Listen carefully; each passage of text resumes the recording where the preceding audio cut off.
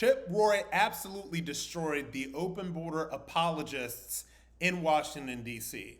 Mr. Scott, how many gotaways have there been? 1.7 million known. That means there's evidence, video, whatever, but I can't give you an estimate on how many we don't know in the hundreds of miles of border that are not being patrolled. Mr. Nowrasteh, where are those 1.6 million gotaways? They are most likely at different places in the United States. Who are they? Working and living. Who are they? Well, they're probably people from different countries around the world, sir. Probably. People from all around the world. They are from different countries around the world, yes, sir. Yeah. How many different countries?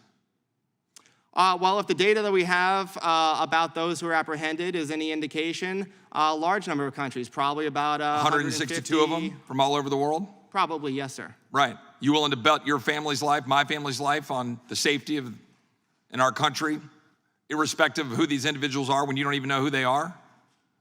Yes, sir. The chance of dying from a foreign-born terrorist attack since 1975 is 1 in 4.4 million per year. Mr. Nowrasteh, I'm sure that is great comfort to the families of the people from 9/11. Because when you sit here and testify that 0 people have committed a terrorist attack from crossing our border, I'm sure that is comfort to the people who had terrorist attacks committed by people who came here and overstayed their visas. It is no comfort. The fact of the matter is, when you talk about having an open border, and you minimize the open border by saying that people have to pay $5,000 to come here in that open border, you're ignoring the fact of what that does to human beings, when it is in fact so open that that's exactly what's happening.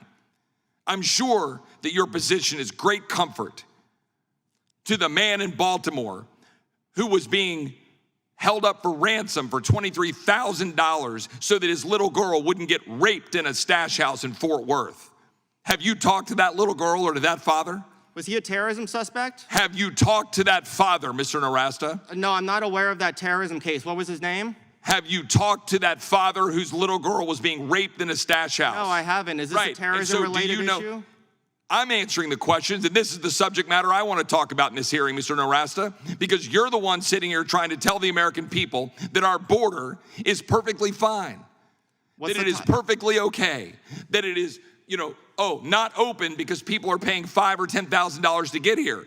So it is very much relevant that a little girl's getting raped in a stash house because of the policies of you and radical leftists who don't give a damn about it, because it is more politically expedient for you to saddle up to the Libertarian Cato Institute or a bunch of radical leftists and talk about, how important it is for people to free flow across borders. I have talked about the chaos repeatedly, sir. The way to reduce the chaos is through legalization and liberalization, not cracking down more. If you cared about the border chaos, that is the way to do it. Which will perpetuate the lawlessness, and you know it. So what you're seeing here is one of the reasons why people absolutely hate the swamp. So what you're seeing here is this is Chip Roy questioning this witness who is the Vice President for Economic and Social Policy at the Cato Institute.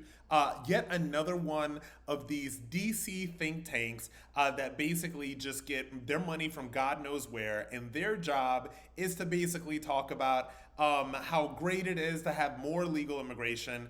They don't want to talk about the real issues, and they want to talk about facts and data and all these things that really don't matter, honestly, to people that have lost family members to crime committed by illegal immigrants. Okay, so people like this guy will say that, the chance of an American being killed by a terrorist is 1 in however many, et cetera, while they advocate for policies that do absolutely nothing to secure our southern border. And granted, it was a hearing about terrorism. The reason why the border is relevant in a hearing about terrorism is because we are getting terrorists that are coming from countries that hate America, okay? And I'm not even talking about the illegal immigrants that are coming from the low-skilled, no English-speaking people that are flooding into our country from Latin American countries. No, we're talking about the people that actually come here from terrorist countries, from places that seek to harm America, that go to the wide open southern border because they know it's their easiest way over here,